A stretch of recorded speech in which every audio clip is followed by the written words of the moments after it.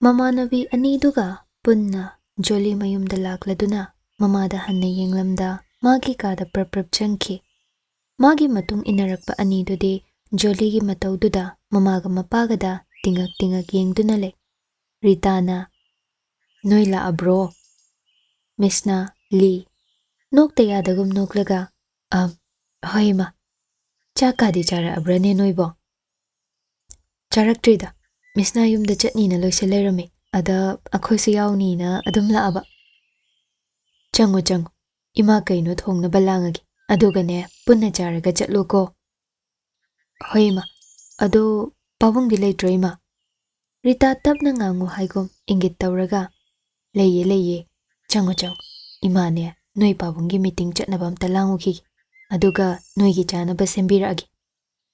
"ꯍꯣꯏ ꯏꯃꯥ." ꯍꯥꯏꯔꯒ ꯃꯤꯁꯅꯥ ꯍꯣꯏꯁꯨ ꯖꯣꯂꯤꯒꯤ ꯀꯥꯔꯣꯝꯗ ꯆꯪꯈ꯭ꯔꯦ꯫ ꯔꯤꯇꯥꯁꯨ ꯑꯗꯨꯃꯉꯥꯏ ꯀꯥꯗ ꯆꯪꯗꯨꯅ ꯁꯥꯟꯇ ꯆꯠꯊꯣꯛꯀꯗꯕꯒꯤ ꯂꯣꯏꯁꯤꯜꯂꯤꯕꯗꯣ ꯑꯋꯥꯠ ꯑꯄꯥ ꯌꯦꯡꯁꯤꯜꯂꯛꯏ꯫ "ꯂꯣꯏꯕꯤꯔꯕ꯭ꯔꯣ? ꯀꯔꯤ ꯋꯥꯠꯂꯤ ꯃꯈꯣꯏ ꯄꯥꯕꯨꯡ?" ꯂꯣꯏꯔꯦ. ꯀꯅꯥꯅꯣ ꯂꯥꯛꯏꯕꯗꯨꯅ?" "ꯅꯆꯥꯅꯨꯄꯤꯒꯤ ꯃꯃꯥꯟꯅꯕꯤꯁꯤꯡꯅꯤꯗ." "ꯋꯥꯔꯤ ꯈꯔ ꯁꯥꯕꯤꯌꯨ, ꯃꯣꯏꯗꯁꯨ ꯈꯔ ꯊꯦꯝꯃꯨ ꯍꯥꯏꯅ." "ꯍꯣꯏ ꯍꯥꯏꯒꯦ. ꯁꯦ, ꯊꯦꯡꯈ꯭ꯔꯅꯤ, ꯆꯠꯄꯤꯔꯣ ꯂꯥꯛꯑꯣ." ꯖꯣꯂꯤꯒꯤ ꯀꯥꯗꯅꯤ꯫ ꯃꯥꯒꯤ ꯎꯄꯨꯗꯒꯤ ꯃꯐꯤ ꯈꯔ ꯆꯤꯡꯊꯣꯛꯇꯨꯅ ꯄꯨꯊꯣꯛꯂꯒ ꯄꯨꯅꯕ ꯍꯥꯏꯗꯨꯅ ꯊꯨꯞꯆꯤꯟꯅꯕ ꯂꯥꯛꯅꯔꯦ꯫ ꯃꯤꯁꯅ ꯂꯤꯒ ꯄꯨꯟꯅ ꯆꯪꯉꯛꯑꯒ "ꯀꯩꯅꯣ ꯅꯪꯅ ꯑꯗꯨꯛ ꯌꯥꯝꯕ ꯐꯤꯗꯨꯕꯨ ꯂꯣꯏ ꯆꯤꯡꯊꯣꯛꯏꯗꯨꯕꯣ? ꯑꯥꯗ ꯄꯨꯗꯣꯏꯔꯣ?" ꯂꯤꯅ ꯑꯃꯨꯛ ꯍꯥꯏꯔꯛꯏ, "ꯑꯩꯗꯤ ꯉꯝꯃꯣꯏꯀꯣ ꯍꯣꯔꯦꯟ ꯊꯥꯡꯕꯒ, ꯑꯗꯨꯛ ꯌꯥꯝꯕꯗꯣ ꯃꯁꯥꯒ ꯆꯥꯟꯅꯅ ꯄꯨꯕ ꯉꯝꯒꯗꯕ ꯈꯔꯈꯛ ꯄꯨꯒꯦ ꯍꯥꯏꯗꯦ, ꯃꯃꯤꯠꯅ ꯀꯔꯥꯝꯃꯦ ꯌꯥꯝꯅ." ꯖꯣꯂꯤ ꯐꯤꯗꯨ ꯊꯨꯞꯅ ꯑꯗꯨꯝ ꯃꯣꯡꯍꯥꯗ ꯈꯨꯝꯂꯛꯏ, "ꯅꯉꯣꯟꯗ ꯄꯨꯔꯛꯑꯣ ꯍꯥꯏꯒꯤꯕ꯭ꯔꯣ ꯑꯩ?" ꯍꯥꯏꯔꯝꯂꯒ ꯖꯣꯂꯤ ꯐꯤꯁꯤꯡꯗꯨ ꯊꯨꯞꯄ ꯂꯣꯏꯁꯤꯜꯂꯒ ꯍꯧꯒꯠꯇꯨꯅ ꯍꯥꯏꯔꯛꯏ, "ꯐꯤ ꯑꯊꯨꯞꯄꯁꯤꯡꯗꯣ ꯈꯥꯎꯗꯨꯗ ꯍꯥꯞꯄꯝꯃꯣ, ꯑꯩ ꯆꯥ ꯂꯣꯜꯂꯨꯒꯦ." "ꯑꯩꯗꯤ ꯆꯥꯛ ꯑꯣꯏꯅ ꯂꯥꯝꯃꯤ."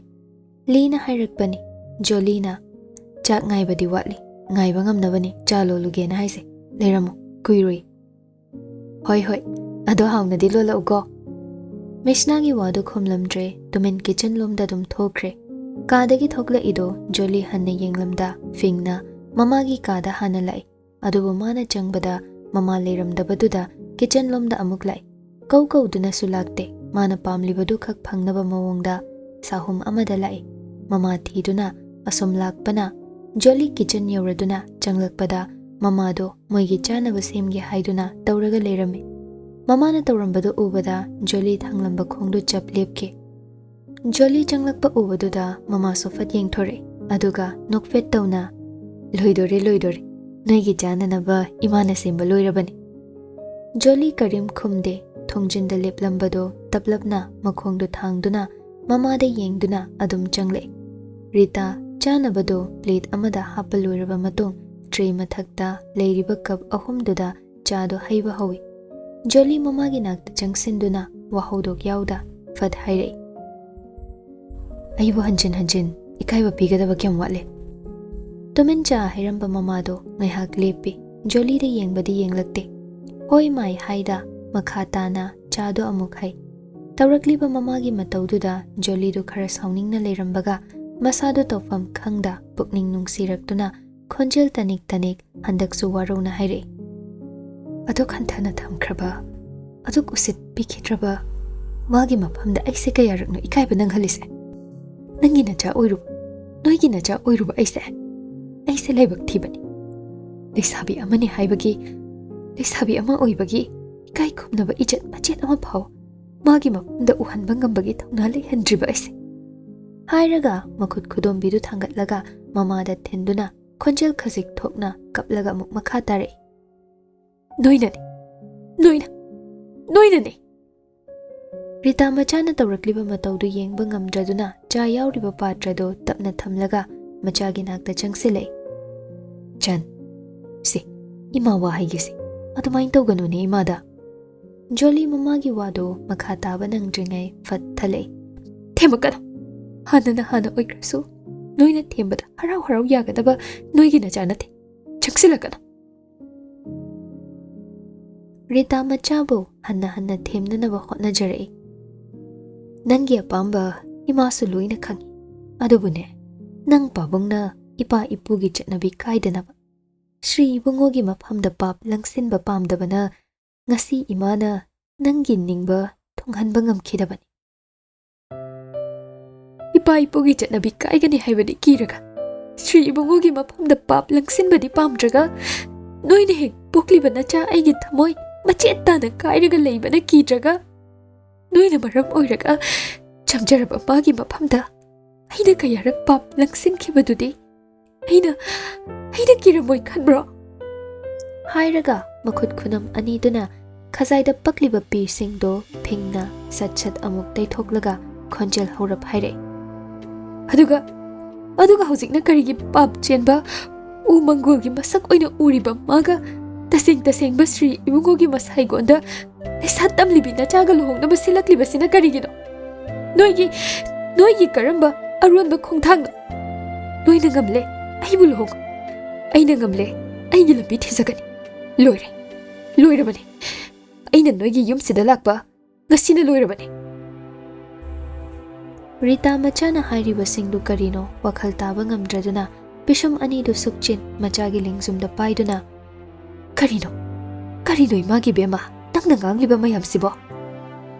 Ima tumdaba mi hodokpa lui haise ai ngasida khangi. Mamada onsinduna leplambadagi tungfat onduna hairamlaga hanna yenglamda magi karumda lai. Lairamliba mamanabi singduda karim hairamda phamungda fat kakhattuna mamaidu monda upsilaga hipki cha loluni hairamlaga thokiba nupidu minat manga phada changa karim hairamda phamung kakhibaduda nakalda phi thuktuna leiramba anidu jolida karino haibagum yenglei. Misnana kidorage mo Lina aina chapura amanina ya ka tho yengaga prap jangsil tumkhine. Jolly monda mamaido opsin yam hainingda khumlei. Imana purani loihorabani langano kokchi ai ngata tumge haibaga tobaga thonglomdagi ritana ichasa se si hana khara jaselo ima chak loisilage thengabani ne noila kani hana hairadi imana ngasaina chak hapa yaba. Ima akhoi su sida lakni ga hana khangponte da tum hogalakpada amasine yum chatoinen to lerami ada akhoi su yauni na dum laaba. Phare chatho aduga ne ngahak patharu ima loisilaga hairage ko.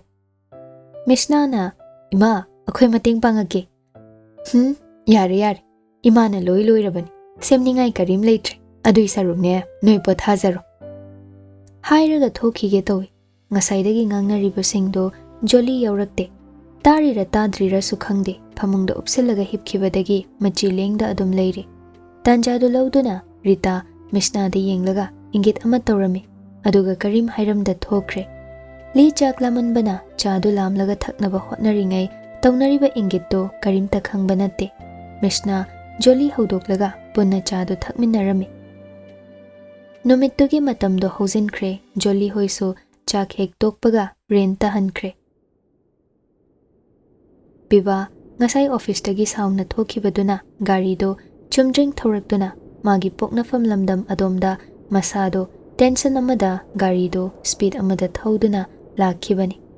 Khankiba WakhaL amada luptuna sum thorakpana magi poknafam yogadaba lam animuk watlingai aduwaida khanghauda kanano amana korakpagi khonjel aduna chumdring WakhaL choithokta thoramba piba kaurakhiba maikaida mamittuna garidugi thongnauda yenglaga brake tu khangpha phai aduga garido taplap maning amuk handuna thoraklaga mana mitpham hongda yengluriba mafamdugi mapa chapchana khamlei. Naubana dabiba kai chaluino uda kuiri aidi kaukhai kauraga oiramoidrana khaluini. Piba garidagi kumtharakte adubu nokfet tawraga yumlomda chatluge tawbani imagi chahigi din su kuiraktraba. Yumlomda chatni haiba pibagi waduda piba ubada noklamba naubagi maithong khang on ke aduga mamai non tharap tawna nungaitana hairei. Dabiba nang yumlomda changran khaton hoido nangonda yam sauribani. Chahi kharagi mamangda Dabibana hinglona chenkibaduda moina numit kayani Dabibabu thibani. Thangnaba chingi khullomdasu chatlaga phanglaktabadagi ꯄꯤꯕꯥꯕꯨ ꯊꯦꯡꯅꯕ ꯃꯐꯝꯗ ꯍꯥꯠꯀꯅꯤ ꯍꯥꯏꯅ ꯁꯤꯡꯗꯨꯅ ꯂꯩꯈ꯭ꯔꯕꯅꯤ꯫ ꯄꯤꯕꯥ ꯒꯥꯔꯤꯗꯒꯤ ꯀꯨꯝꯊꯔꯛꯏ꯫ ꯄꯤꯕꯥꯒꯤ ꯃꯅꯨꯡꯒꯤ ꯋꯥ ꯀꯔꯤꯝꯇ ꯈꯪꯗ ꯏꯆꯝ ꯆꯝꯅ ꯄꯤꯕꯥꯅ ꯀꯩꯁꯨ ꯈꯪꯂꯝꯈꯤꯔꯣꯏ ꯈꯟ ꯍꯥꯏꯔꯛꯂꯤꯕ ꯇꯝꯂꯛꯂꯤꯕ ꯄꯥꯎꯗꯨꯅ ꯄꯤꯕꯥ ꯁꯥꯎꯅꯤꯡꯕꯗꯤ ꯐꯥꯎꯈ꯭ꯔꯦ꯫ ꯈꯣꯟꯖꯦꯜ ꯊꯣꯛꯇ ꯃꯥꯏꯊꯣꯡꯗ ꯈꯛ ꯅꯣꯛꯂꯛꯏ꯫ ꯑꯗꯨꯒ ꯇꯞꯅ ꯅꯥꯎꯕꯒꯤ ꯂꯦꯡꯖꯨꯝꯗ ꯄꯥꯏꯔꯒ ꯍꯥꯏꯖꯁꯅꯨꯗ ꯅꯥꯎꯕ, ꯀꯩꯁꯨ ꯇꯧꯔꯣꯏ꯫ ꯑꯩ ꯂꯥꯛꯏꯁꯤꯗꯤ ꯀꯩꯁꯨ ꯇꯧꯗ꯭ꯔꯤꯁꯤꯗꯤ꯫ ꯑꯗꯣ ꯅꯪꯗꯤ ꯁꯤꯗ ꯀꯩꯗꯧꯔꯝꯃꯤꯅꯣ?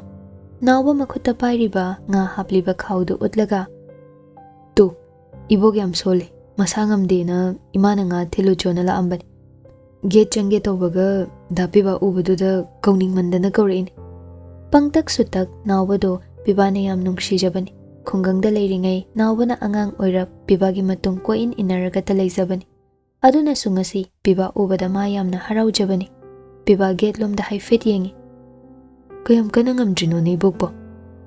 ꯑꯍꯜ ꯑꯣꯏꯔꯛꯄꯒꯤ ꯃꯁꯥ ꯁꯣꯟꯖꯤꯜꯂꯛꯄꯅꯤꯗ꯫ ꯐꯔꯦ ꯐꯔꯦ, ꯑꯗꯨꯗꯤ ꯅꯪ ꯆꯪꯉꯨꯔꯣ, ꯑꯩꯁꯨ ꯍꯟꯕ ꯊꯦꯡꯉꯅꯤ, ꯌꯧꯁꯤꯜꯂꯨꯈꯤꯒꯦ꯫ ꯄꯤꯕꯥ, ꯑꯩꯈꯣꯏ ꯌꯨꯝꯗ ꯆꯪꯉꯝꯃꯣ, ꯏꯃꯥꯅꯁꯨ ꯍꯔꯥꯎꯅꯕ, ꯑꯗꯨꯒ ꯅꯪꯒꯤ ꯉꯥꯁꯨ ꯄꯨꯈꯣ꯫ ꯉꯔꯥꯡ ꯑꯩꯈꯣꯏ ꯐꯥꯝꯗꯣ ꯁꯤꯠꯂꯦ, ꯑꯩ ꯏꯃꯥꯗ ꯐꯣꯟ ꯇꯧꯈꯤꯒꯦ꯫ ꯄꯤꯕꯥ ꯒꯥꯔꯤ ꯁ꯭ꯇꯥꯔꯠ ꯇꯧꯒꯦ ꯇꯧꯔꯝꯕꯗꯨ ꯆꯞ ꯂꯦꯞꯂꯒ ꯅꯪ ꯐꯣꯟ ꯄꯥꯏꯔꯕꯣ ꯅꯥꯎꯕ?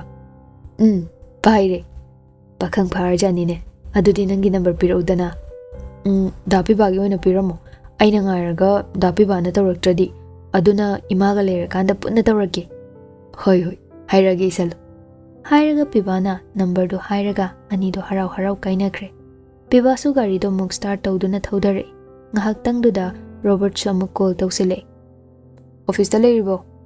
ꯂꯩꯇꯦ, ꯊꯣꯛꯂꯛꯑꯦ꯫ ꯒꯥꯔꯤ ꯍꯥꯏꯕ ꯅꯪꯗꯦ ꯔꯣꯕꯔꯠꯅ ꯃꯈꯥ ꯇꯥꯅ ꯌꯨꯝꯗ ꯂꯥꯛꯑꯕ ꯅꯠꯇ꯭ꯔꯣ? ꯀꯥꯏꯗ ꯂꯩꯅꯣ? ꯑꯁꯣꯝꯗ ꯆꯠꯂꯤ꯫ ꯀꯩꯅꯣ? ꯑꯁ, ꯀꯩꯅꯣ ꯅꯪ ꯑꯗꯨꯛꯇ ꯍꯥꯏꯗꯨꯕꯣ?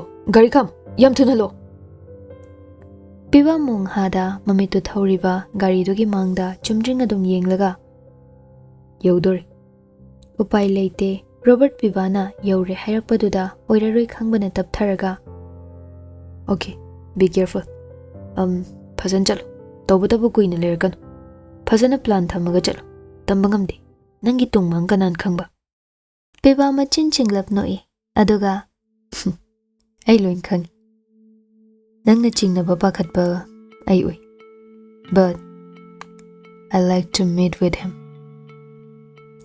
Okay, calm down my boy.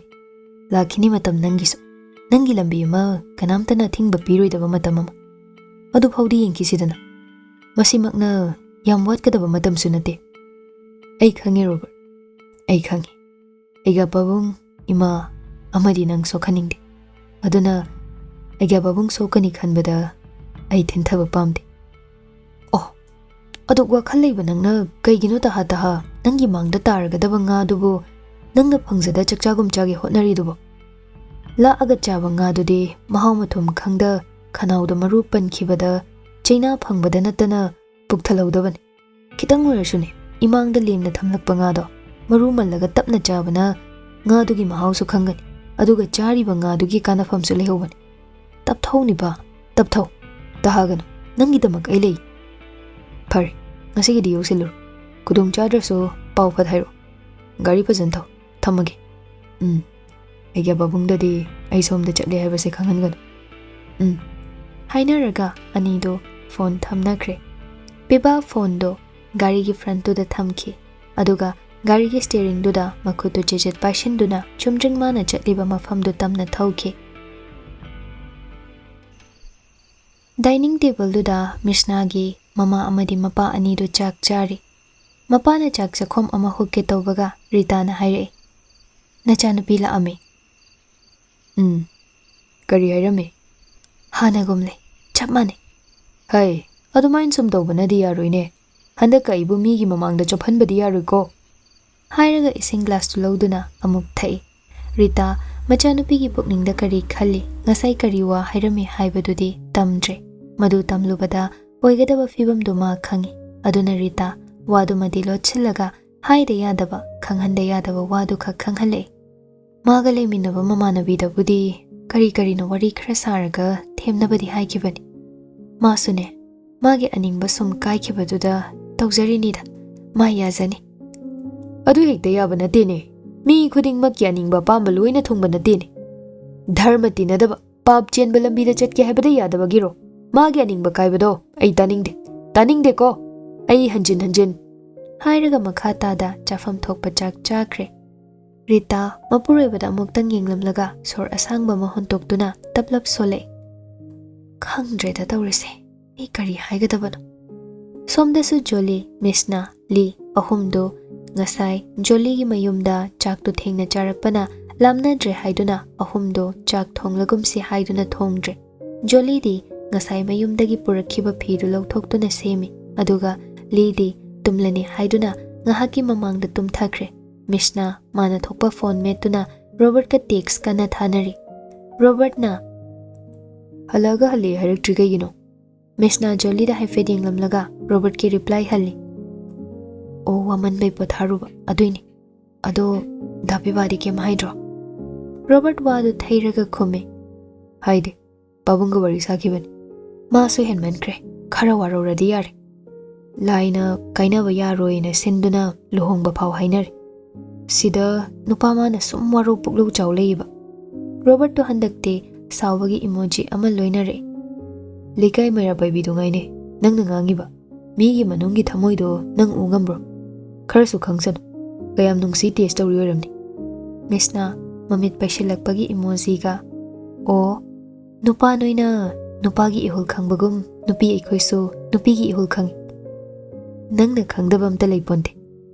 Misna so handakte serious tana reply pire phagi nate dada dapibado nangna khara thembi Jolly se mathwai nungaitaba kuirabani aidi pakhatlabani WakhaL leina henjin kidran ado ahagi wasu leina khre magi pukning su onaba dadanam tasil abe ngaiko aruba thabak tobada tahagan kaidoba yaroidoino aduk nungshiraga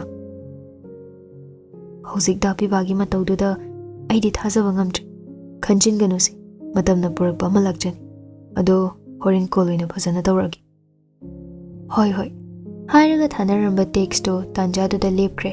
Misna do ngasai Jolly gi mamana Jolly hiplingai mangonda ingit pirambadu ningsinglaktuna phone do nakalda thamlaga na koinana wa hanglai. Nangna ngasai tum hogatpaga yum chatkani na muktana tawridudi nangi phirol se lau chatpairaba aidi yamaru oiba maram leirabra na khaluri. Phi thoplamba Jolly Misna gi waduda lepe aduga pairiba phiduda yengduna taplap hairai. Misna ai thajaba ngamde ai hojiksu thajaba sukngam ngamdre. Misna Jolly gi khudangda tap pairai ai so ahanbada sengna ngai ma oiramni di ai so thajarudi adubu isorna nangi awaba se ubibane na khal kaigino asuk haraudo matam sida nangna oitho oi thajade na somsola leidubo. Misna luhongdaba thajadaba oithokdaba loina tokraga kari karamba saklono mana aronba maikhom uptuna aigi mitmangda uhaliba ai manga chap manakre se henjina su khanjilano maso magi punsigi lambi ama yenglaga la amba su kanana khangba tate Misna aina jingnaba ama khakle madu ayam khangni masi khangdrikai ai WakhaL se leitafam khangadaba mantre jingnaba haidi ngaikho Misna ai ikai khangde hairasano mana hanjin thina ngangasan ai magi saklon se khangba pam hayengba ai magi nakta chatke Misna.